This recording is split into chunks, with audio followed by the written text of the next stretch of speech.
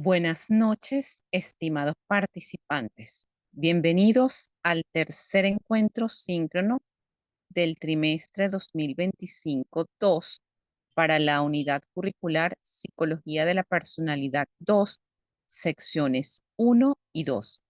Quien les habla, la tutora y profesora Yosbeli Vázquez. En esta oportunidad, el objetivo de este encuentro de aprendizaje es darles a conocer los detalles y especificaciones de la actividad sumativa 3 que debe ser entregada en la semana 8, es decir, a partir del próximo lunes 23 de junio hasta el domingo 29 de junio, siendo la fecha límite para esta tercera entrega el martes 1 de julio.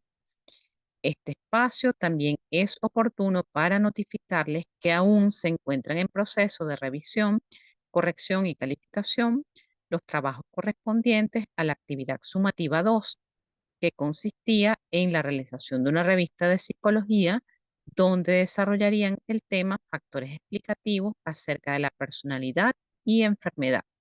Las observaciones del mismo la tendrán en la retroalimentación de su trabajo para que conozcan los aspectos teóricos que les faltó incorporar o los aspectos que deben mejorar.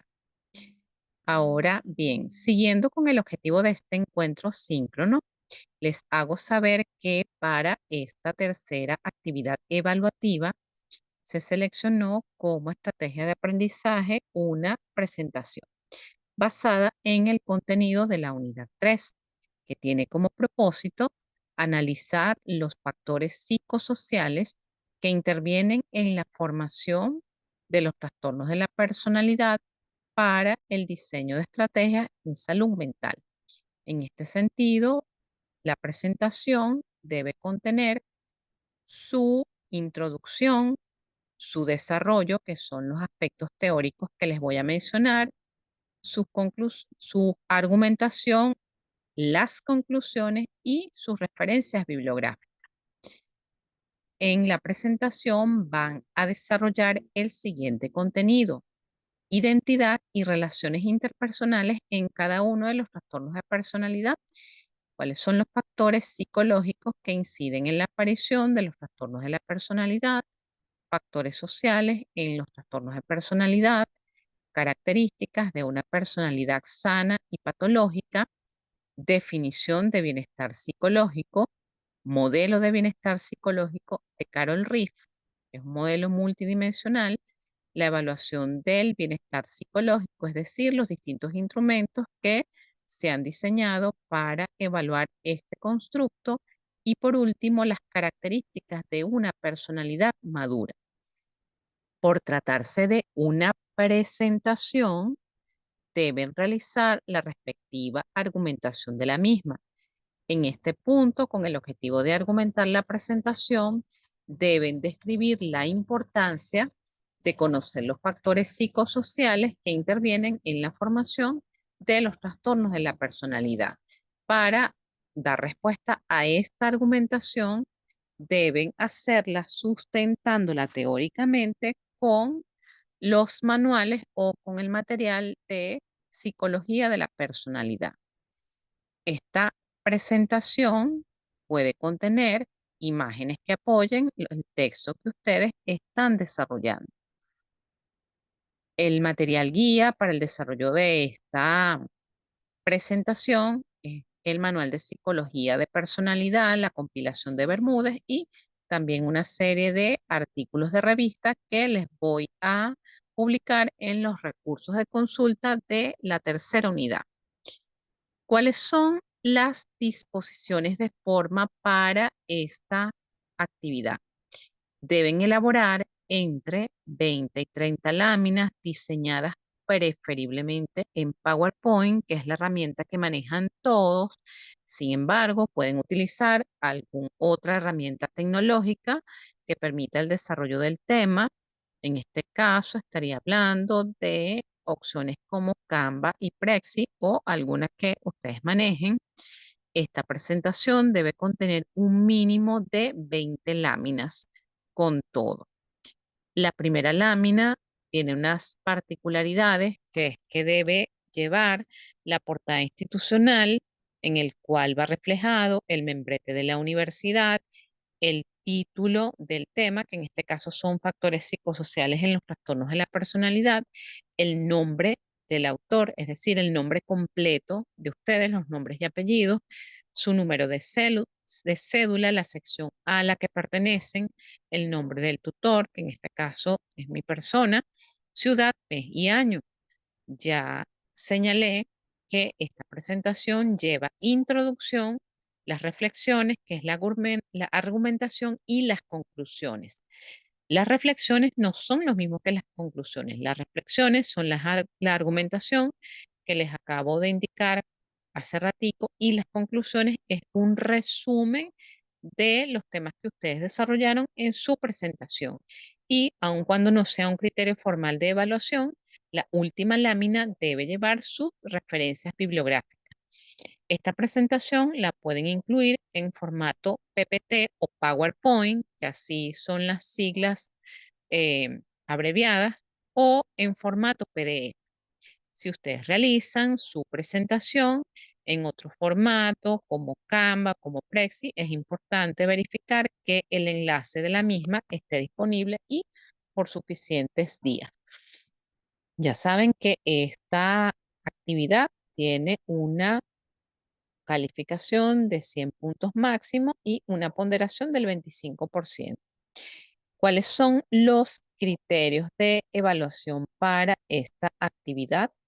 La calidad de la información, es decir, que cada uno de los temas esté desarrollado de acuerdo a lo que indica la literatura del área de psicología de la personalidad, el contenido, que estén desarrollados todos los subtemas, la organización, que la información descrita en su presentación sea coherente el texto que ustedes están desarrollando y apoyarse de algunas imágenes. En esto se evalúa con particular énfasis el impacto visual, que se lean suficiente el tipo de letras, que se use un tipo de texto o se organice de manera que se pueda visualizar, que cumplan las normas gramaticales, que los términos psicológicos estén escritos de manera correcta y la reflexión. La reflexión tiene una ponderación importante en esta evaluación. Recuerden que reflexión es la argumentación y no es lo mismo que las conclusiones.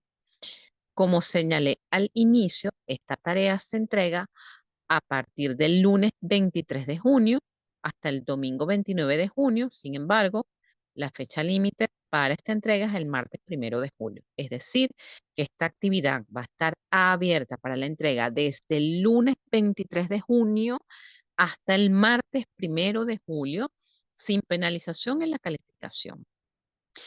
Ahora hablemos brevemente del contenido teórico a desarrollar en la unidad 3. En primer lugar, abordaré cómo la identidad y las relaciones interpersonales influyen en la formación de estos trastornos o de los trastornos de personalidad desde cada uno de los enfoques teóricos. De acuerdo al enfoque psicodinámico, la identidad se forma a través de la interacción entre la instancia conocida como el yo, el ello y el superyo. Las relaciones interpersonales tempranas, es decir, que se forman en la primera infancia, que son estas relaciones o estas experiencias de apego temprana, cómo influyen en la formación de la personalidad y si hay un déficit en esta área, pues eso va a incidir en la aparición de trastornos de la personalidad. Desde este enfoque se considera que los conflictos no resueltos y las experiencias traumáticas pueden llevar a distorsiones en ese proceso de identidad y en las relaciones interpersonales. De acuerdo con este enfoque, existen ciertos mecanismos de defensa que interfieren en la identidad, como son la represión y la negación, y suelen ser estrategias para evitar el dolor emocional. Por ejemplo, un individuo con el trastorno de personalidad límite puede haber experimentado abuso emocional o abuso sexual en la primera infancia, lo que le llevó a una identidad fragmentada y lo va a llevar a experimentar dificultades en las relaciones interpersonales, que usualmente suelen ser vínculos em, sumamente caóticos o desorganizados. Estaríamos hablando aquí de lo que se conoce como apego desorganizado. Desde el enfoque cognitivo-conductual, la identidad se forma a través de patrones de pensamiento y comportamiento aprendido. Las relaciones interpersonales se ven influenciadas por esquemas cognitivos y habilidades sociales. Existen una serie de pensamientos y comportamientos disfuncionales que pueden perpetuar patrones negativos.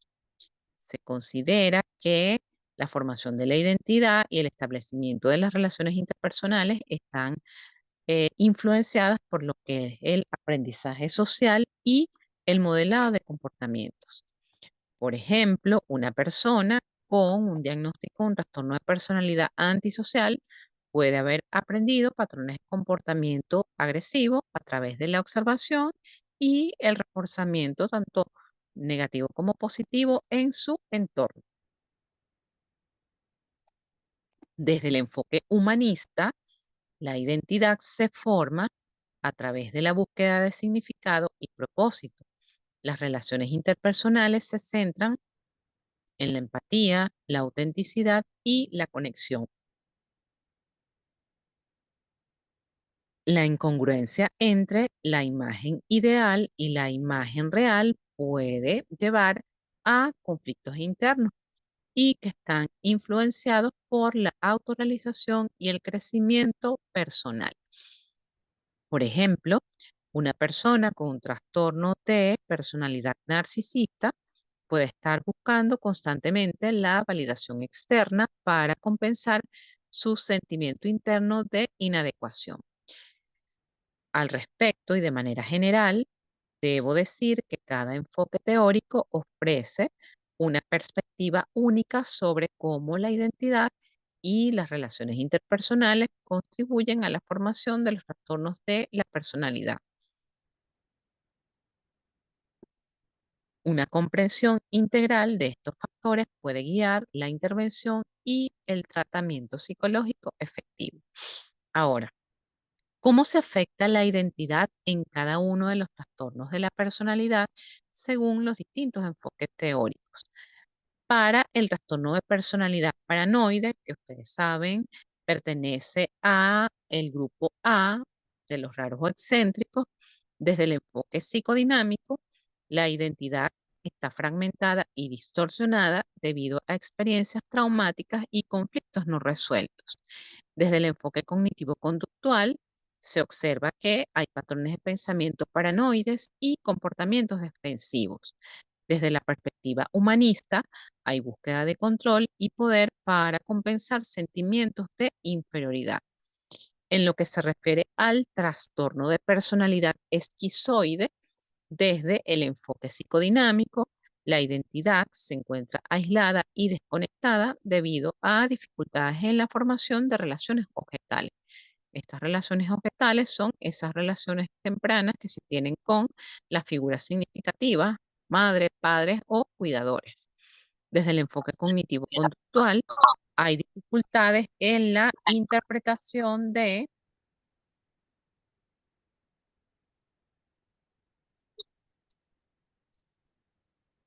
perdón, pero tuve que silenciar el micrófono porque hace interferencia.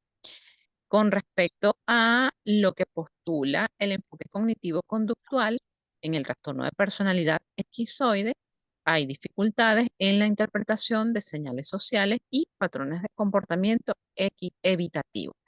Desde el enfoque humanista se considera que hay dificultades en la búsqueda de significado y propósito debido a la desconexión emocional. En el trastorno de personalidad esquizotípico, de acuerdo al enfoque psicodinámico, la identidad está fragmentada y distorsionada debido a experiencias traumáticas y conflictos no resueltos. Desde el enfoque cognitivo-conductual hay patrones de pensamiento y comportamientos extraños y desorganizados. Desde el enfoque humanista hay dificultades para la búsqueda de significado y propósito debido a la desconexión emocional y cognitiva. Con respecto a cómo se van formando o cómo es la identidad y las relaciones interpersonales en el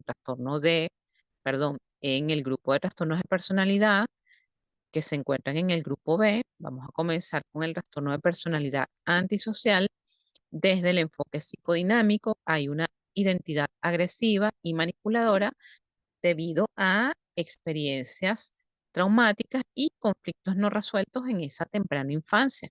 Esos conflictos no resueltos están relacionados con patrones de crianza inadecuados, falta de la figura paterna, figura materna o figura de crianza muy flexible. Desde el enfoque cognitivo-conductual hay un aprendizaje de patrones de comportamiento agresivo y falta de empatía. Es bien conocido que dentro de los trastornos de personalidad antisocial en el grupo familiar, usualmente hay personas que tienen este tipo de comportamiento también al margen de la ley. Desde el enfoque humanista hay falta de conciencia moral y búsqueda de poder y control. En lo que se refiere al trastorno de personalidad límite, que ha sido bastante explorado en el tema de la identidad, porque además es una de las áreas que está sumamente afectada, desde el enfoque psicodinámico hay una identidad fragmentada y distorsionada debido a experiencias emocionales traumáticas, usualmente relacionadas con situaciones de abuso sexual en esa primera infancia y conflictos con las figuras o con la figura materna o la figura paterna. Desde el enfoque cognitivo-conductual hay patrones de pensamiento y de comportamiento impulsivos, desorganizados y emocionalmente intensos. Desde el enfoque humanista se considera que en el trastorno de personalidad límite hay una búsqueda de validación y conexión emocional para compensar esos sentimientos de vacío, que también es una característica que priva en ese trastorno. Recuerden que una de las características principales es la estabilidad de la inestabilidad en todas las áreas. Con respecto al trastorno de personalidad histriónico, desde el enfoque psicodinámico, la identidad es dramática y necesitada de atención debido a conflictos no resueltos en esa primera infancia. Desde lo cognitivo-conductual hay patrones de pensamiento y comportamientos dramáticos y exigentes. Y desde el enfoque humanista se dice que un trastorno de personalidad histriónica se da por búsqueda de atención y validación para compensar sentimientos de inadecuación. Con respecto al trastorno de personalidad narcisista, desde el enfoque psicodinámico hay una identidad grandiosa y necesitada de admiración.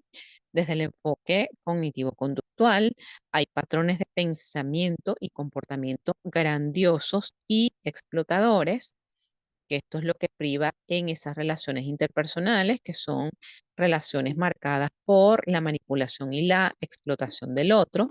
Desde el enfoque humanista, se considera que el trastorno de personalidad narcisista se origina por la búsqueda de poder y control para compensar sentimientos de inadecuación y baja autoestima o dificultad en esa conformación del narcisismo primario. Desde el trastorno de la personalidad evitativa, de acuerdo al enfoque psicodinámico, la identidad es insegura y evitativa, con experiencias de apego ansioso en esa temprana infancia. Desde el enfoque cognitivo-conductual, los patrones de pensamiento y comportamiento son evitativos y temerosos. Desde el enfoque humanista, el trastorno de personalidad evitativo surge por dificultades en la búsqueda de significado y propósito debido a la evitación de situaciones sociales. Con respecto a lo que es el trastorno de personalidad dependiente, desde el enfoque psicodinámico, este se forma por una identidad insegura y necesitada de apoyo. Desde el enfoque cognitivo-conductual, hay patrones de pensamiento y comportamientos dependientes y sumisos.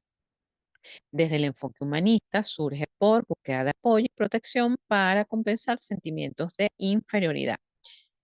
En lo que se refiere a el trastorno de personalidad obsesivo-compulsivo, que está dentro del grupo C de los trastornos de personalidad, de acuerdo al enfoque psicodinámico, la identidad perfeccionista y controladora.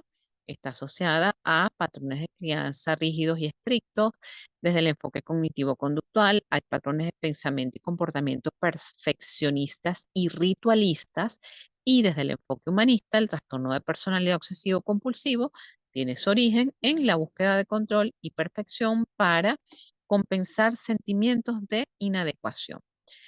Ahora, en lo que se refiere a los factores psicológicos que inciden en la aparición y desarrollo de los trastornos de la personalidad, estos van a variar igual de acuerdo a cómo lo, eh, de acuerdo a cómo se vea desde los distintos enfoques teóricos.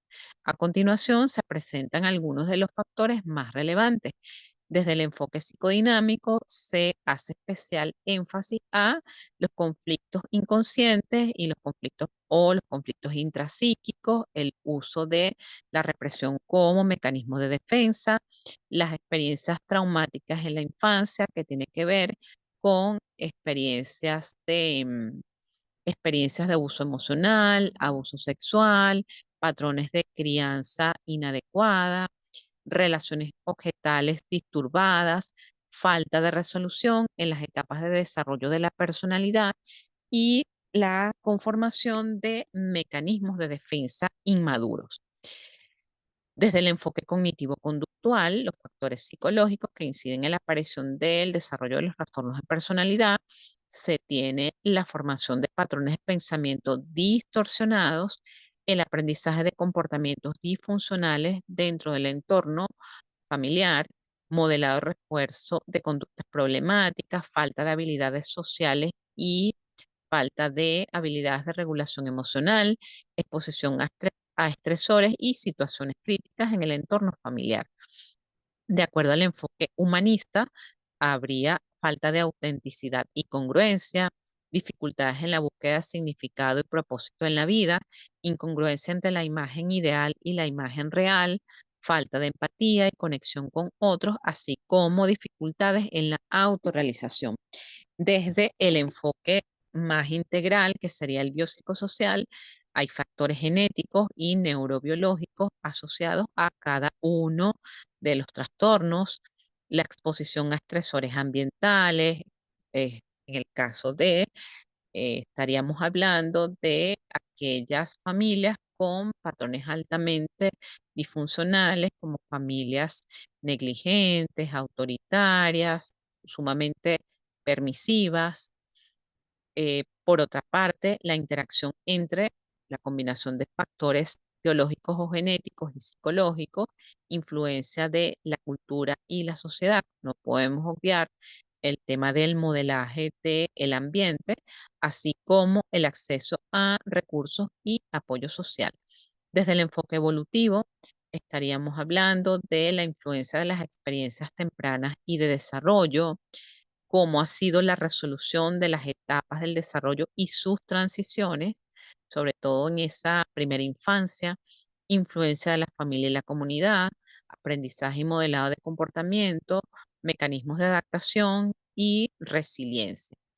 Si partimos del enfoque neuropsicológico, se ha asociado cierto tipo de funcionamiento cerebral y estructuras neuronales, sobre todo en el caso de el trastorno de personalidad antisocial, en el trastorno de personalidad límite, que hay un montón de investigaciones que se han realizado de cuáles son los déficits que se producen en el sistema límbico, cuáles son los déficits que se producen en la corteza orbitofrontal. También desde el enfoque neurológico se consideran pues cuál es la influencia de la formación de los neurotransmisores y su influencia con la regulación emocional, las lesiones cerebrales y los trastornos neurológicos que podría dar lugar a la aparición de ciertos trastornos de personalidad, sobre todo si hay lesiones en el lóbulo frontal, influencias del uso de sustancias y medicamentos, así como los factores genéticos y hereditarios. Con respecto a los factores sociales que inciden en la aparición y desarrollo de los trastornos de personalidad, estos también van a variar de acuerdo a los distintos enfoques teóricos. Si hablamos del enfoque psicodinámico, pues podemos incorporar cómo las familias disfuncionales y conflictivas dan lugar a la aparición de ciertos trastornos, disturbios en las relaciones objetales, sobre todo en esa relación de apego con las figuras significativas, madre o padre, experiencias traumáticas en la infancia, falta de apoyo emocional, modelado de comportamientos problemáticos. Si hablamos desde el enfoque cognitivo-conductual, está el aprendizaje de comportamientos disfuncionales, modelado y refuerzo de conductas problemáticas, falta de habilidades sociales y emocionales, posesión a estresores y situaciones críticas como la deprivación cultural, estar en contextos desfavorecidos o de guerra, influencia de la cultura y la sociedad. Desde el enfoque humanista, falta de autenticidad y congruencia, dificultades en la búsqueda de significado y propósito, incongruencia entre la imagen ideal y la imagen real, falta de empatía y conexión con otros y dificultades en la autorrealización. Desde el enfoque biopsicosocial, los factores genéticos y neurobiológicos, la exposición a estresores ambientales, la influencia de la cultura, la educación y la sociedad y el acceso a recursos y apoyo social. Desde el enfoque evolutivo, pues las experiencias tempranas, los aprendizajes, la adaptación y la resiliencia. Desde el enfoque neuropsicológico, al igual, los factores sociales van a estar mediados por el funcionamiento cerebral y las estructuras neuronales, por esa influencia del entorno hereditario o el entorno social. Algunos factores adicionales sociales que pueden influir en la aparición y desarrollo de los trastornos de personalidad se incluyen las condiciones de pobreza y desigualdad social. Esto no quiere decir que porque alguien sea pobre va a desarrollar un trastorno de personalidad, sino que simplemente suele ser uno de los factores que inciden en la aparición de los trastornos. La discriminación y marginación, la violencia, el abuso psicológico, emocional, sexual, la violencia patrimonial, los cambios sociales y culturales, el acceso a educación de calidad y recursos económicos, redes sociales y apoyo comunitario. Ahora, con respecto a lo que son las características de una personalidad sana y una personalidad patológica, tenemos como eh, desde el punto de vista en general, cuando hablamos de la personalidad sana, se tiene lo que es la integración de la personalidad, donde hay un equilibrio en las tres instancias o en las tres estructuras de la personalidad, el yo, el ello y el super yo. Hay capacidad para manejar de manera adecuada los conflictos que se le presenten en distintas situaciones, así como capacidad para poder regular sus emociones y tener relaciones objetales saludables. Esto es relaciones afectivas, positivas y duraderas en el tiempo. Cuando hablamos de la personalidad patológica, aquí hacemos mención directamente a la definición de los trastornos de personalidad de acuerdo a los criterios diagnósticos del manual de CM5. Asimismo, lo que priva en esta personalidad patológica es la presencia de conflictos inconscientes no resueltos, el uso de la represión y la negación de emociones como mecanismo de defensa, dificultades en la regulación emocional y disturbios en las relaciones objetales. Recordemos que cuando hablamos de personalidad patológica, estamos hablando que hay dificultades en lo que es la cognición, que tiene que ver con los pensamientos, el área de la afectividad, el área de la identidad y el área de las relaciones interpersonales. Si están afectadas todas las áreas y hay un malestar clínicamente significativo y además es duradero en el tiempo, estaríamos hablando entonces de una personalidad patológica. En este punto no podemos dejar de mencionar los aportes de el padre de psicoanálisis, Sigmund Freud. De acuerdo a este autor, un indicador clave de la personalidad sana hace referencia a la capacidad de amar y trabajar, que suelen ser indicadores de madurez emocional y psicológica. La capacidad de amar remite al hecho de desarrollar relaciones interpersonales positivas, significativas y satisfactorias. incluyendo la capacidad de experimentar amor y afecto hacia los demás. La capacidad de trabajar se refiere al hecho de hacerlo de manera productiva y satisfactoria, lo que a su vez implica la pertinencia de encontrar significado y propósito en la vida a través del trabajo. Desde el enfoque cognitivo-conductual, puede afirmarse que una personalidad sana está caracterizada por la presencia de un pensamiento racional y realista. Hay la presencia de comportamientos adaptativos y funcionales, sus habilidades sociales y emocionales son adecuadas y además hay capacidad para la flexibilidad, lo que va a permitir la expansión de el aprendizaje y esas capacidades o habilidades o la apertura al cambio. Si estamos hablando de la personalidad patológica desde el enfoque cognitivo-conductual, entonces estaríamos hablando de todos esos patrones de pensamiento distorsionado o de esas distorsiones cognitivas, pero que se presentan de una manera que interfiere en todo el desarrollo de las actividades de la vida de la persona y un una afectación de todos esos ámbitos, porque a su vez el pensamiento se va a traducir en comportamientos disfuncionales y problemáticos, así como dificultades en la regulación de las emociones y, por ende, falta de habilidades o adecuadas habilidades sociales y emocionales. Si nos vamos al enfoque humanista, de acuerdo a esto, una personalidad sana estaría caracterizada por la autenticidad, congruencia, búsqueda de significado y propósito para su vida, capacidad de empatía, conexión con otros y la habilidad para autorrealizarse y crecer a nivel emocional y personal. Si estamos hablando de la personalidad patológica, entonces se caracterizaría por la falta de autenticidad y congruencia, dificultad en la búsqueda de significado a propósito en la vida, incongruencia entre la imagen ideal y la real, y aquí estaríamos, si hablamos desde otros enfoques, afectada el tema de la identidad, la falta de empatía y la conexión con otros. Desde el enfoque biopsicosocial, en una personalidad sana habría un equilibrio entre los factores biológicos, psicológicos y sociales que permiten su funcionamiento, además que tendría la presencia de capacidad de adaptación y de resiliencia.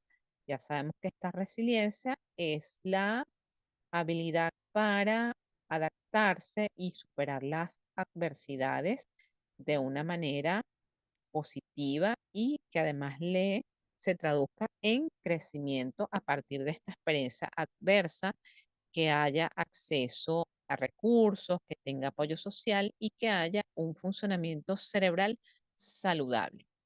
Si estamos hablando de de una personalidad patológica, pues habría un desequilibrio en algunos de los factores biológicos, psicológicos y sociales, vulnerabilidad a la presencia de estresores y situaciones de vida críticas, falta de acceso a recursos, apoyo social y un funcionamiento cerebral alterado. Si estamos hablando desde el enfoque evolutivo, una personalidad sana implicaría un desarrollo saludable en todas las etapas del ciclo vital, adaptación y resiliencia, aprendizaje y crecimiento y la presencia de relaciones saludables. Caso contrario, la personalidad patológica estaría caracterizada por dificultades en el desarrollo de las etapas del ciclo vital, falta de adaptación y resiliencia, dificultades en el aprendizaje y crecimiento y relaciones interpersonales problemáticas. Es importante que para dar respuesta a todos estos aspectos teóricos, complementen con las referencias bibliográficas del área de psicología de la personalidad. Eviten el uso de la inteligencia artificial. Si bien es cierto que les va a dar una información general, no les va a dar la información asertiva y que ustedes necesitan conocer desde cada uno de los enfoques y cada una de las teorías. Desde el inicio del trimestre les he indicado que Psicología de la Personalidad 2, por tratarse ya del conocimiento de la patología, implica una lectura muchísimo más profunda y detallada y no una lectura por encima o el conocimiento superficial. Con esta descripción, damos por culminada esta tercera actividad síncrona para la unidad curricular Psicología de la Personalidad 2. Si tienen dudas, preguntas, comentarios, reflexiones acerca de la tarea o del material bibliográfico, recuerden que me pueden escribir a través de la mensajería del aula virtual o a través del foro de dudas que a la brevedad posible les respondo. Muchas gracias por su asistencia y participación. Hasta el próximo encuentro. Feliz noche y éxito en la tarea.